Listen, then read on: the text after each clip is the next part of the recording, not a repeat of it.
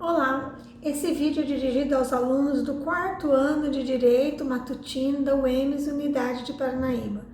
Meus amores, esse vídeo é destinado a comentar e corrigir o exercício que foi dado para vocês fazerem na última aula, o exercício que diz sobre execução. Trata-se de um probleminha cuja redação fala sobre o Ronaldo possui uma nota promissória no valor de R$10.000 emitida por Lúcio, cujo vencimento já expirou, sem que o devedor tenha adimplido a obrigação voluntariamente no prazo avançado.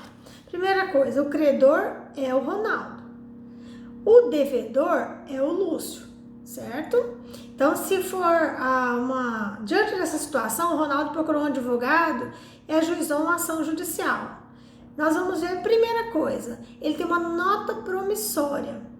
Essa nota promissória é um título executivo extrajudicial, conforme está relacionado no artigo 784, inciso 1.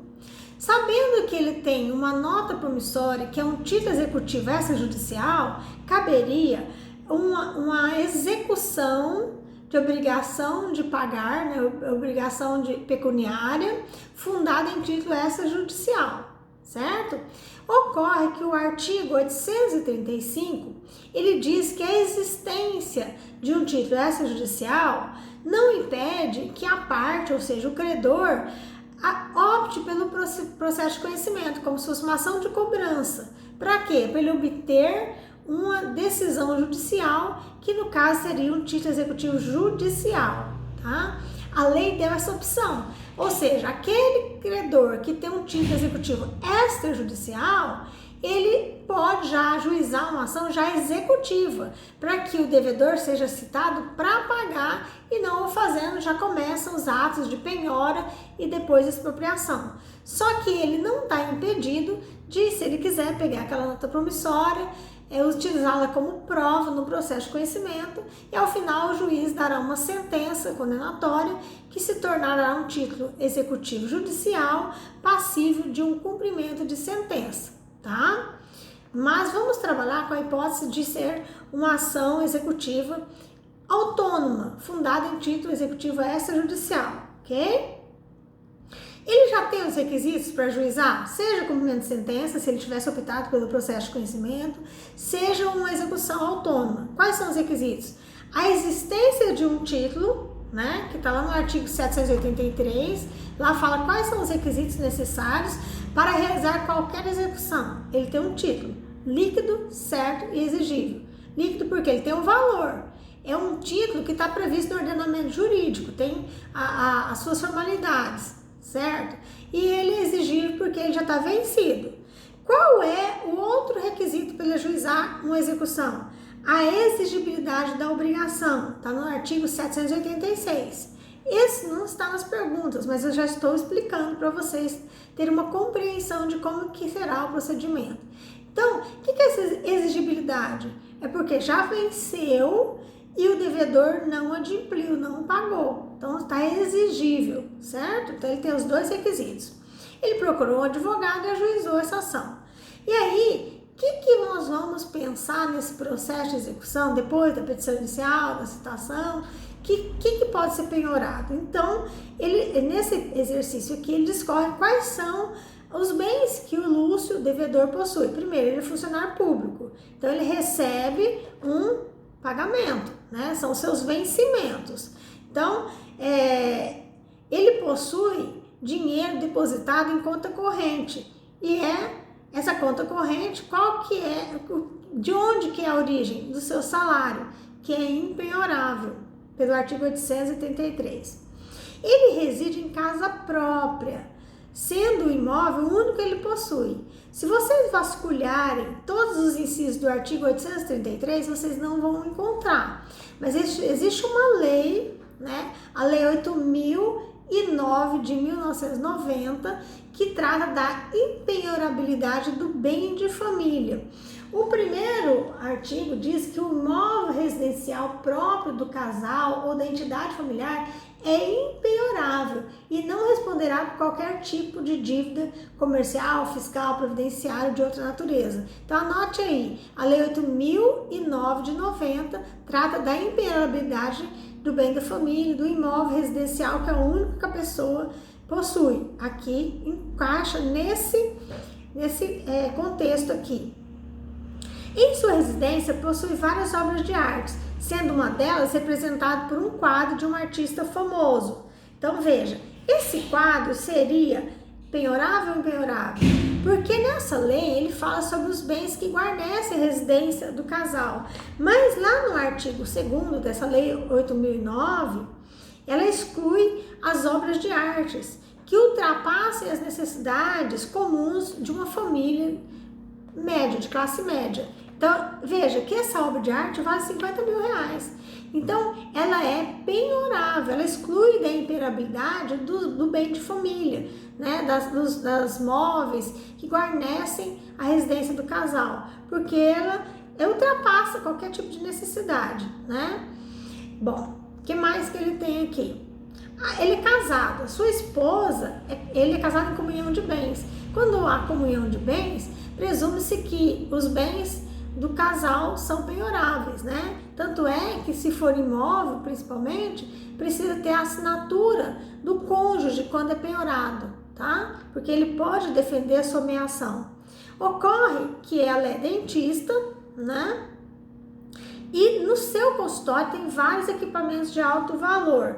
Veja, aquilo que é para exercício da profissão da pessoa, ela exclui da penhorabilidade. Isso está no artigo 833, inciso 5.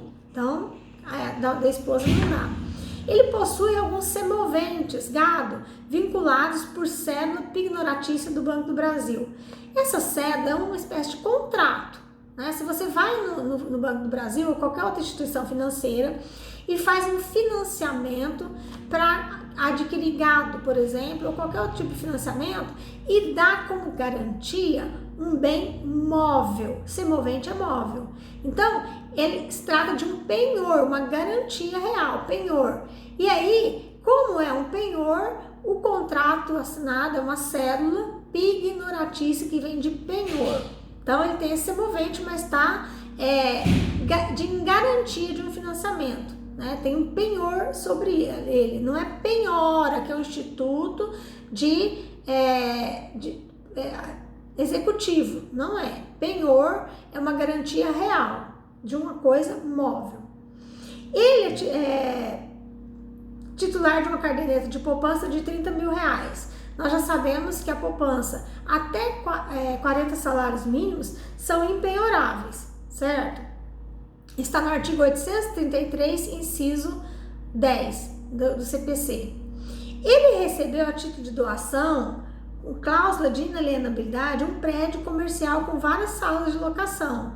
Nesse caso aí, lá no artigo 833, diz, no inciso 1, que aqueles bens que são excluídos da inalienabilidade por algo de vontade, voluntário, então ele não pode ser penhorado. A pessoa que doou para ele esse prédio colocou uma cláusula que não pode ser transmitida, não pode ser vendida, não pode ser alienada, portanto não pode ser penhorada, certo?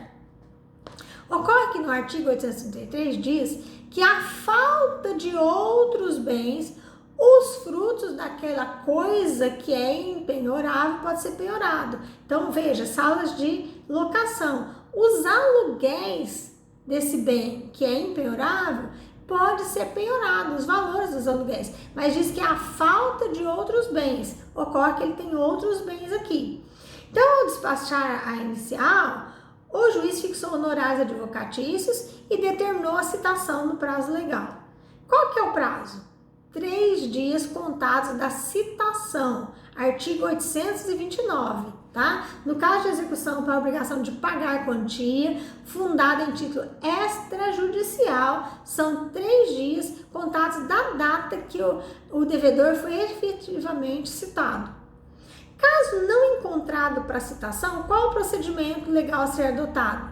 Nós já estudamos arresto de bens, que está no artigo 830. Se o oficial de justiça ou o AR não encontrar o devedor para proceder citação, sem citação ela não pode ter penhora.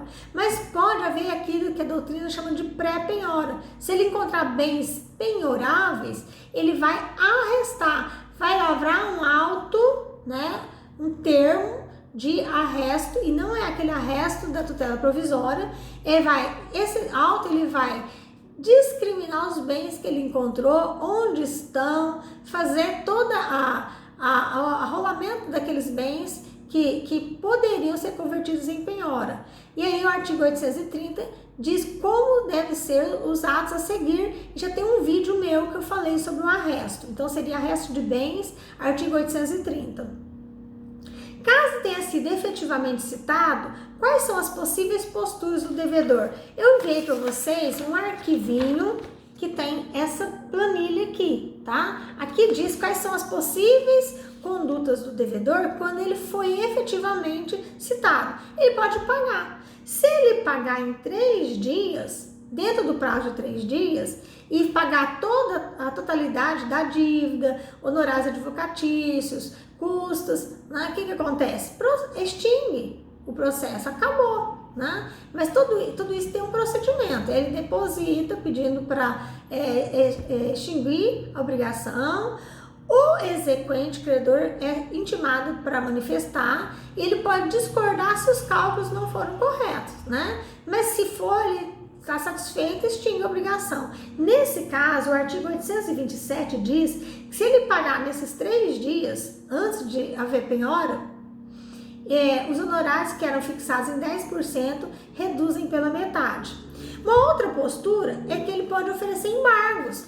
Embargos é um meio de defesa do executado nas execuções de títulos extrajudiciais. Pode ser execução de obrigação de pagar, de fazer, de não fazer.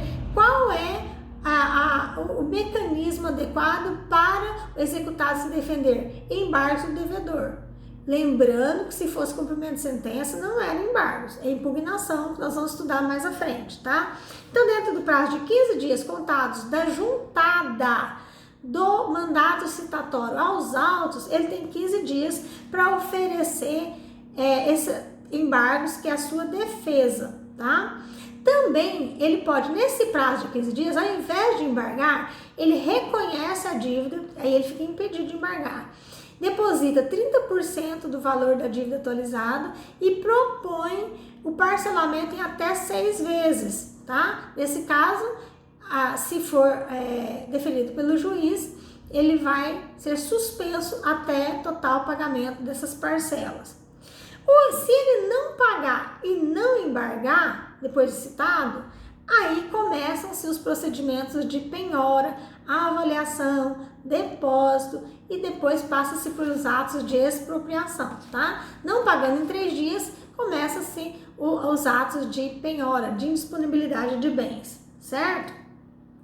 Letra D. Se efetivamente citado não cumpriu a obrigação no prazo legal, qual é o procedimento a seguir? Penhora de bens e futuramente expropriação. Os valores depositados em conta corrente e caderneta de poupança poderão sofrer penhora online? Não, o que está na conta corrente é fruto do salário. Lá no artigo 833 diz que é impenhorável.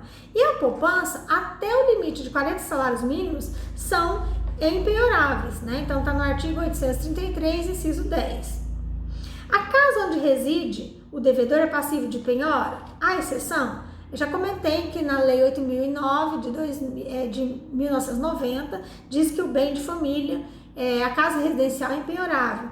Qual que é a exceção? Lá no artigo 833, ele diz que, no parágrafo 1º, que aqueles bens que são considerados impenhoráveis deixam de ser impenhoráveis se for para cobrança da própria dívida. Então, se ele tivesse feito um financiamento para comprar aquela casa ou para construir e não pagou as parcelas desse financiamento, e a instituição financeira que fez o financiamento executar, porque vai ter um contrato é um título executivo extrajudicial, executar e não tiver outro bem para penhorar, aquela casa vai ser objeto de penhora, tá? Porque senão seria muito fácil eu fazer um financiamento para comprar uma casa, eu não pago e ela não é penhorável, né? Então, nesse caso, se for para pagar, a dívida for fruto da compra daquele bem que é impenhorável, nesse caso pode ser penhorável.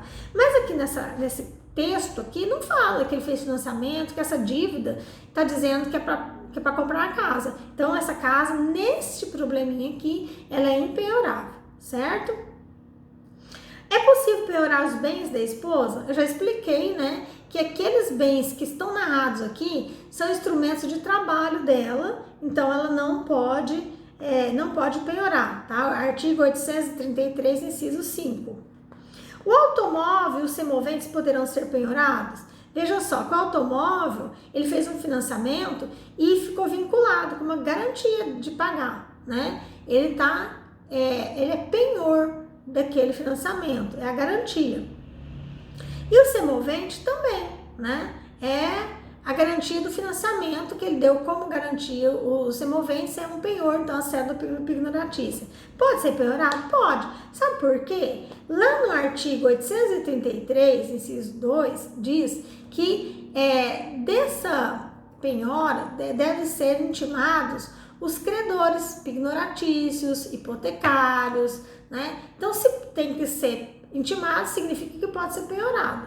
Acontece que ao ser intimado, no caso aqui, o Banco do Brasil, né? Ou essa instituição que financiou o automóvel, eles forem intimados, eles vão ter a prerrogativa de entrar com embargo de terceiro e defender aquilo que é seu. Que bens lúcidos poderão ser penhorados? A obra de arte e esse automóvel e os semoventes.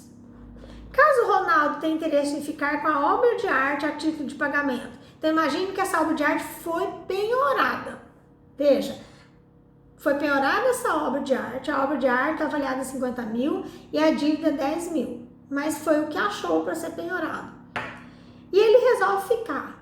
Como chama esse instituto? Chama-se adjudicação. Se vocês olharem lá no artigo 825, que fala quais são as formas de expropriação para pagamento de uma dívida que está sendo executada, o inciso 1 fala de adjudicação. O que é adjudicação? Adjudicação é quando o devedor, né, tem outros legitimados para pedir adjudicação, mas nós estamos falando aqui do credor. O credor fica com a coisa penhorada para pagamento da dívida. Mas nesse caso existem algumas regrinhas. Então eu vou explicar para vocês uma aula própria de adjudicação. Mas a primeira que eu vou falar para vocês é: se o valor da coisa adjudicada for superior ao valor da dívida, aquele credor tem que depositar o valor da diferença. No caso, se a dívida é 10 mil reais, vamos colocar que foi atualizada, fez a planilha de cálculo, atualizou, correção monetária, juros, tem o valor do advogado, tem as custas processuais, tudo isso dá, vamos imaginar, chega a 20 mil. Então ele tem que depositar 30 mil na conta do devedor, porque senão haveria enriquecimento ilícito. Mas essas regras de adjudicação nós vamos estudar. Elas estão lá a partir do artigo 876, tá? Não caberia essa pergunta aqui, porque eu achei que eu ia já explicar nessa aula a adjudicação, um vídeo próprio. Mas, meus amores, nós recebemos uma portaria, né, do reitor, dizendo que a partir do dia 17, as aulas remotas, essas aulas gravadas, essas atividades online estariam suspensas. Então, nós vamos ter, a partir do dia 17 até o dia 3 de maio, um recesso. Então, nós estamos impedidos de enviar outras atividades, né?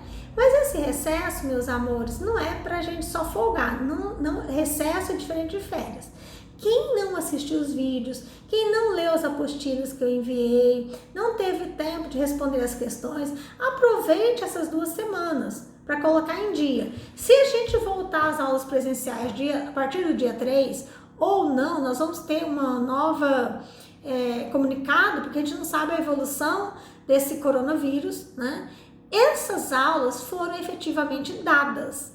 né? Eu gravei as aulas e me coloquei à disposição para qualquer momento vocês fazerem perguntas. Tem alguns colegas de vocês que me procuraram com perguntas e eu respondi no WhatsApp, tá? Então, vocês podem fazer as perguntas que vocês quiserem dentro dessas aulas que já foram dadas. Quando a gente voltar às aulas presenciais, eu vou dar continuidade à matéria a partir daqui, sempre deixando claro que eu estou disponível para responder, para esclarecer as dúvidas, tá? Fiquem com Deus, eu vou sentir muita saudade, né? Apesar de eu não estar vendo vocês, mas cada vez que eu gravo uma aula, eu visualizo na minha mente a face de cada um de vocês e faço tudo isso com muito carinho, tá? Sempre pensando no melhor para vocês. Fiquem com Deus.